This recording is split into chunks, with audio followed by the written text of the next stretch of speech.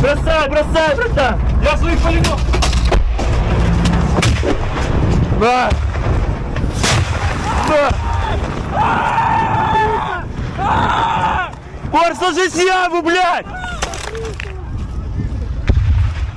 Russia suffers intense bombardment with plants and bases destroyed, while Putin reacts with fury and threatens nuclear escalation against Ukraine.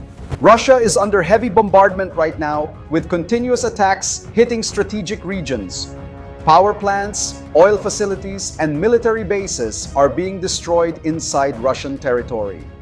Putin is stunned, reacting with anger and demanding accountability from everyone he considers responsible.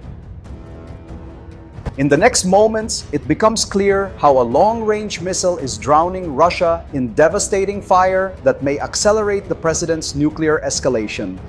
The nuclear option right now is treated as the only alternative to stop Ukraine's advance with support from the Western alliance.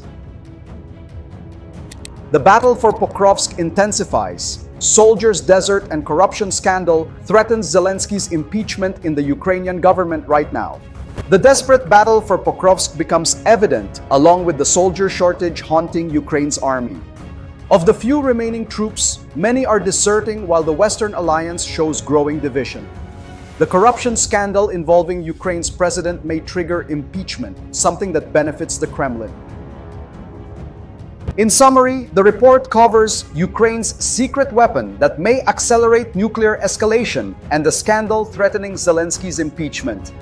It also shows the destruction of Russian facilities, reigniting atomic tension, and reveals betrayals inside the Western alliance, ignored by mainstream media.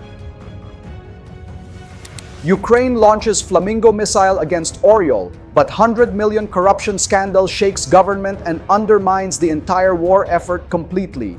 Doubts arise about trusting the supposedly good global leaders represented by the Western alliance.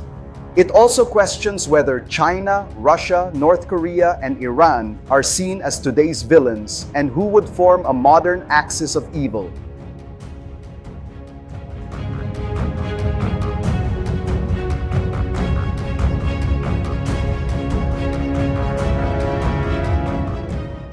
Just a reminder, this report is based on news from Sky News, The New York Times, BBC, The Guardian, Al Jazeera, Sputnik, RT News, and Telegram.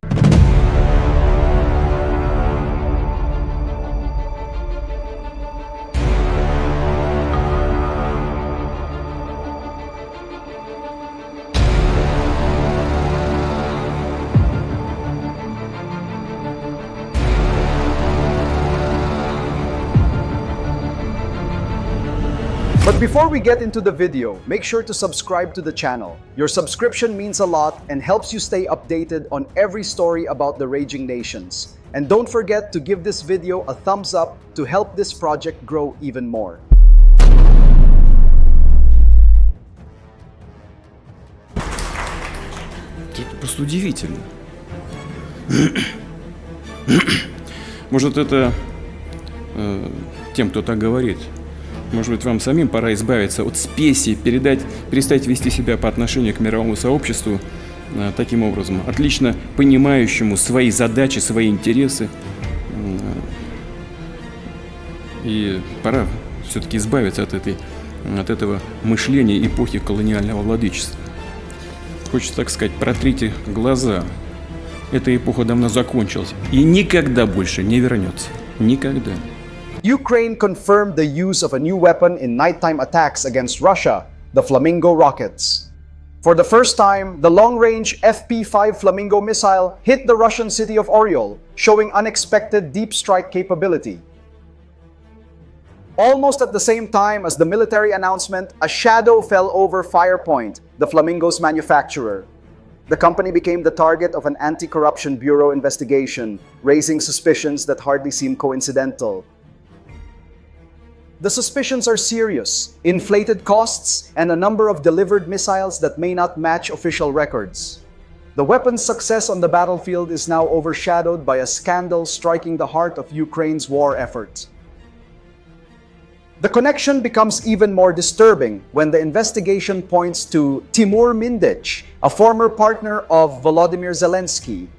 The leadership celebrating the new weapon now must deal with accusations linking it to the scheme, placing Zelensky under possible impeachment threat. It becomes clearer whether he has the best intentions or not. The scandal expands as it connects to an even larger crisis in the energy sector, where $100 million were allegedly diverted. Questions arise about what makes the Flamingo so special and how such a powerful weapon became the center of a conspiracy capable of collapsing the government from within.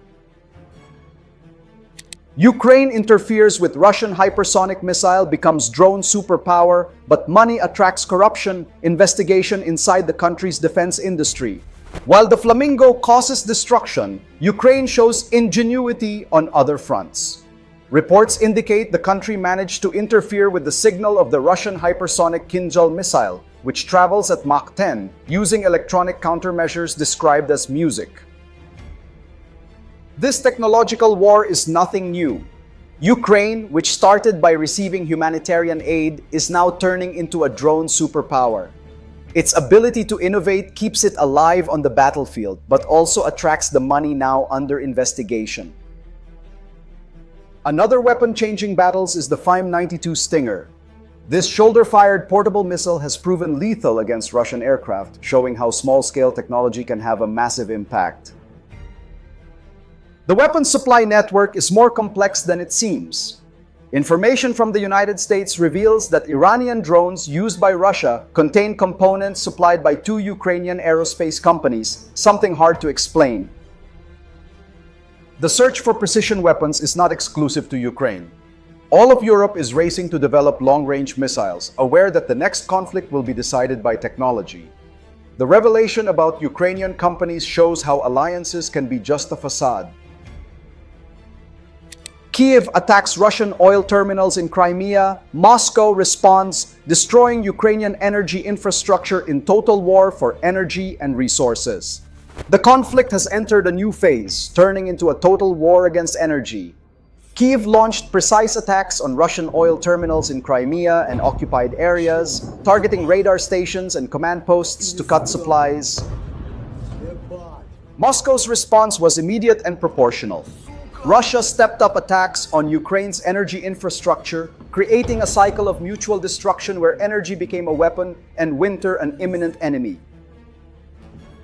But there is something many ignore. Russia activated reserve refineries to reduce the impact of the attacks, revealing planning, not weakness. Moscow was prepared for this war of attrition, while Ukraine faces a fourth winter of blackouts. Far from strategic targets, the brutality continues. The city of Sumy, in the northeast, suffers constant fire, blazes, and thick smoke covering the whole region. Each attack reinforces the human cost of this devastating war. And this cost falls on innocents. A 16-year-old boy was killed when a Russian drone hit the civilian car he was in the city of Rubizhne. The coldness of the attack contrasts with the loss of such a young life, and Russian brutality against civilians continues relentlessly.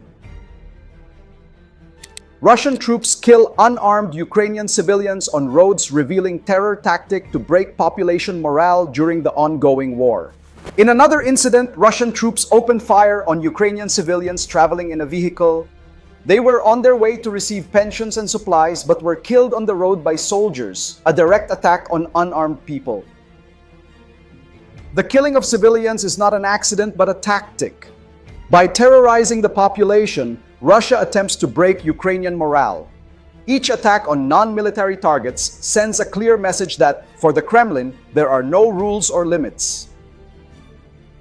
The war over energy and against civilians reveals a clear pattern.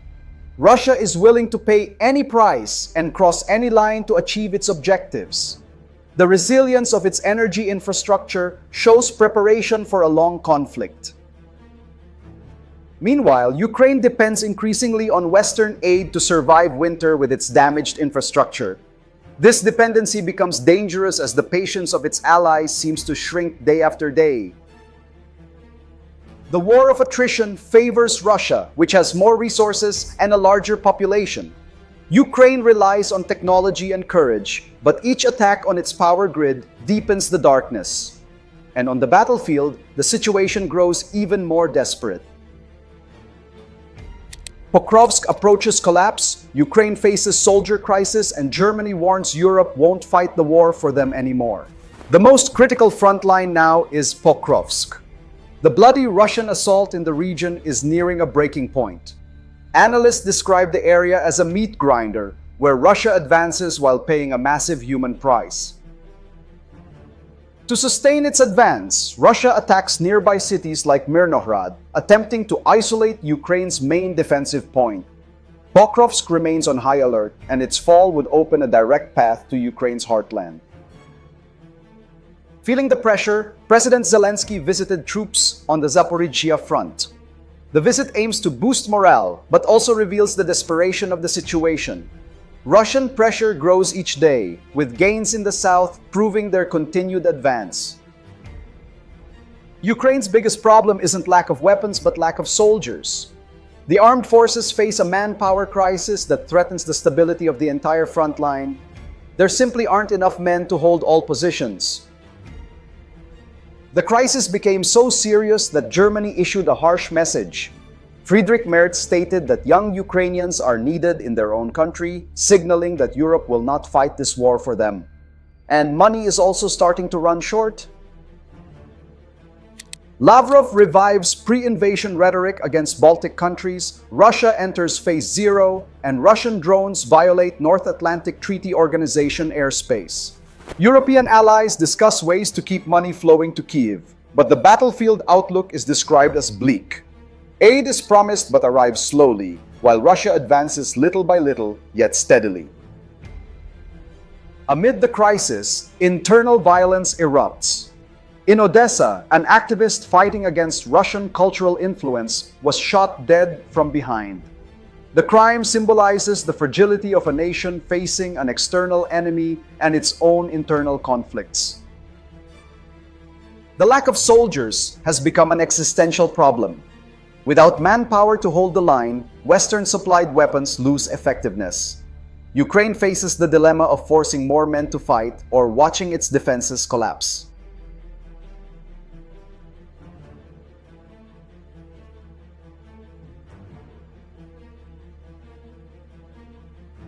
And hesitant allies, doubts rise over whether help will arrive in time or Ukraine will be left to fight alone. Russia's plans go beyond Ukraine. Sergei Lavrov revived pre-invasion rhetoric from 2022, but this time targeting the Baltic states, Estonia, Latvia, and Lithuania. The threat gains new dimension. North Atlantic Treaty Organization sends submarines to Baltic, but Pentagon reduces troops in Baltics, revealing internal divisions in Western alliance. Zelensky warned that Russia seeks a great war. A military analyst went further, claiming Moscow has already entered the zero phase of aggression toward Europe, with Ukraine being only the first step. The provocations have already begun. Russian drones crossed the border and violated European airspace, sending a message for the West to reduce aid to Ukraine. In some capitals, this pressure is already working. In a more serious incident, the Western Alliance's airspace was violated again. A Russian drone crashed in Romania, and the local Air Force failed to launch fighters in time, exposing troubling weaknesses in the alliance. The hesitation of the Western Alliance seems to encourage the Kremlin. The United States, under Donald Trump, warned Moscow about escalation risks, but counterproductive incursions continue in Eastern Europe, and the list of future targets may already be underway. Analysts indicate that the Baltic countries, due to their geography and history, may be the first targets in a direct conflict between Russia and the Western Alliance. Tension in the region is at its highest level since the end of the Cold War.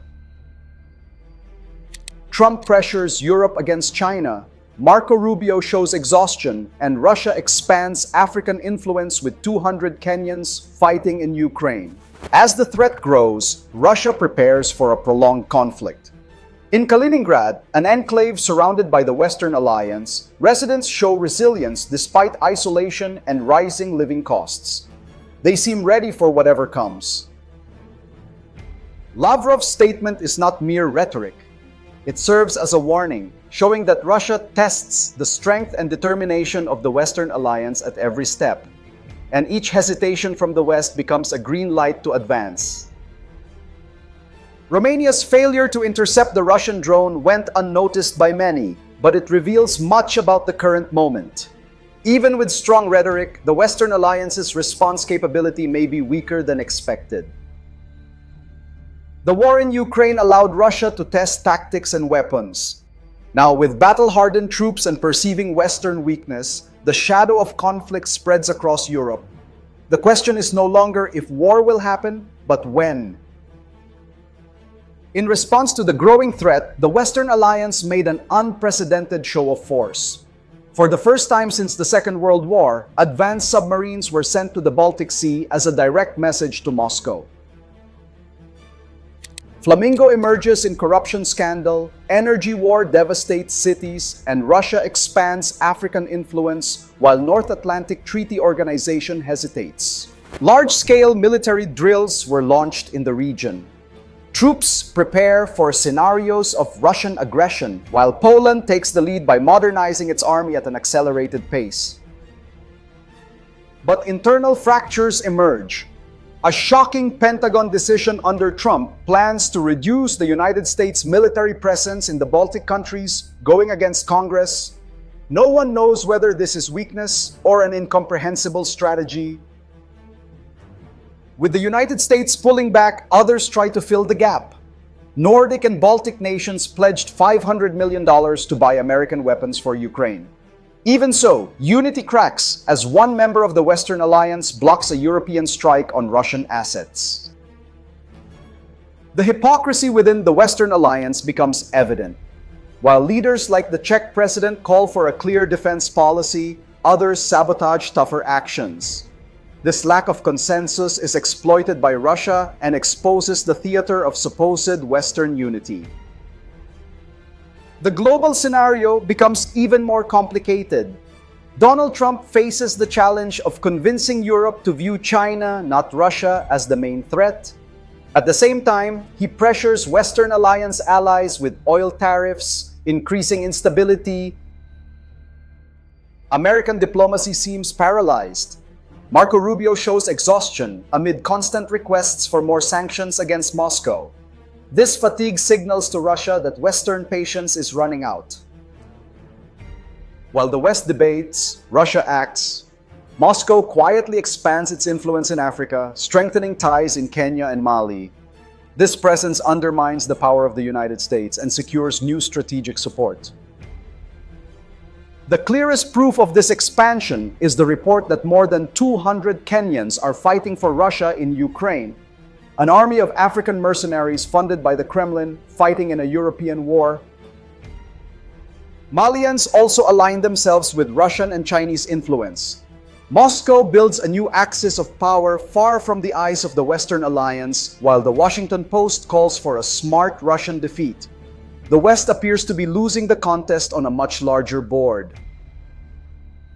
We see a web of disturbing events. The new Ukrainian Flamingo weapon emerges amid a corruption scandal that threatens to bring down Zelensky's government and undermine the war effort. We witness a brutal war over energy. Attacks on refineries cause blackouts in entire cities, while civilians die on the roads searching for supplies.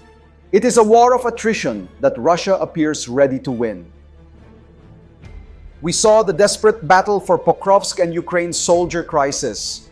We also witnessed the hesitation of a divided Western alliance, which shows strength but reveals weaknesses like the United States' decision to reduce troops in the Baltics.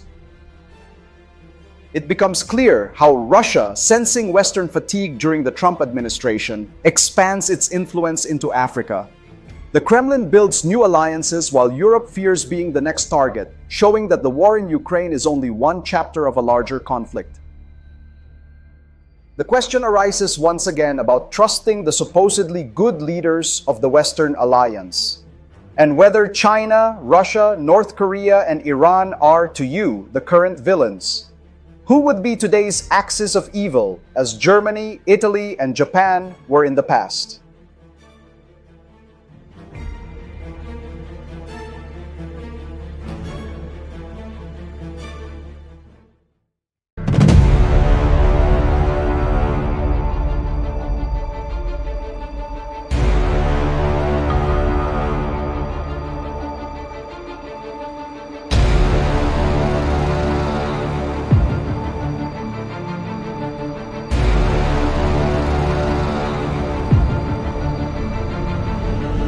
Thanks so much for sticking around until the end of the video. You're awesome, and I really appreciate it. If you haven't subscribed yet, make sure to hit that subscribe button so you don't miss any updates on the raging nations. And don't forget to give this video a thumbs up to help this project grow even more.